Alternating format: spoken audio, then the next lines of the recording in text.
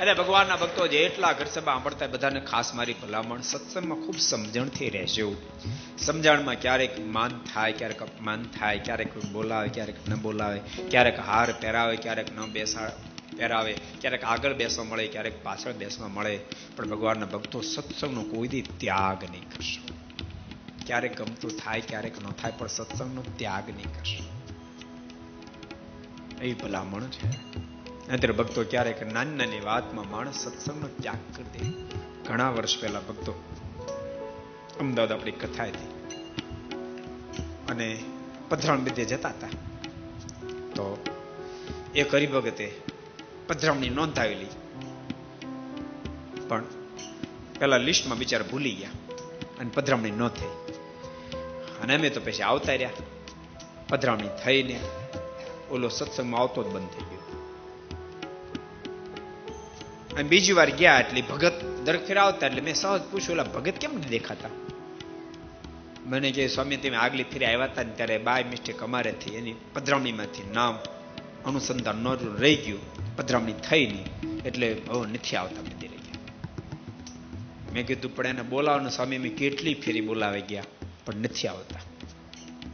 પછી મેં ફોન જોયો, મેં કીધું ભગત મંદિરે નથી આવતા, એવું ચાલે ભાઈ, મંદિર ન આવવું જોઈએ. મને કે તમે બધા મોટા મોટા ઘેર પધરામણી કરો કે અમારો શેનો ભાવ પૂછો તમે? મેં ભલામણ એવું નથી, આ બિચારા બાય મિસ્ટેક ભક્તો ભૂલી ગયા હતા. એ કે અમે તો ભૂલાઈ જ જાય ને, નાના છે ને ધ્યાનમાં આવ્યું. એવું નથી, મેં કીધું એ બિચારા ભૂલ થઈ ગઈ, એ માફી માગે. મેં કીધું હું માફી માગું પણ તમે આવો મંદિરે. મને કે નહીં આવું. બોલો, બોલે હરખા પટેલની વાત તો 200 વર્ષ જૂની, આ તો 7-8 વર્ષ જૂની જ વાત છે. બોલો, તે નો આવ્યા તે નો જ આવ્યા.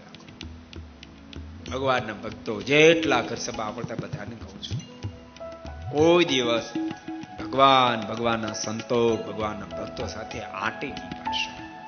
ભગવાન સ્વામિનારાયણે કાર્યાણીના 9મા વચનામૃતમાં એક અદભુત વાત બતાવી. મહારાજ કે ભગવાનના ભક્ત સાથે, ભગવાનના સંતની સાથે ક્યારેય આંટી ન પાડવી. મહારાજ કે ભગવાનના સંતો, ભગવાનના ભક્તો સાથે જે આંટી પાડે તો મહારાજ કે મોક્ષમાં ફેર પડી જાય. માટે ભગવાનના ભક્તો થોડું જાતું કરવું, ઘરમાં ન પાડવી અને સત્સંગમાં ન પાડવી. પોતાની જાતને આત્મા રૂપ જો માની કોઈ દી આંટી પડે નહીં. તો વિચારો, આપણને હડકુતરી ભગતને ખાલી પધરામણી કરવા ન થઈ ગયા, તે આટલી આંટી પડી, એને હડકુતરી કીધો તો હું દિશા થાત કોજી. માટે ડાહ્યા બની સત્સંગમાં રહેજો. માત્ર ને માત્ર સત્સંગમાં મારા આત્મશ્રેયને માટે હું આવ્યો છે. પ્રથમના 70મા વચનામૃતમાં મહારાજે બતાવ્યો છે, બીજું કોઈ મારો હેતુ નથી. તો સત્સંગ ખૂબ આનંદ આવશે.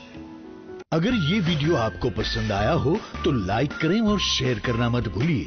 सब्सक्राइब करें सरदार कथा चैनल को और बेल आइकॉन पर क्लिक करना मत भूलिए लेटेस्ट वीडियो सबसे पहले पाने के लिए.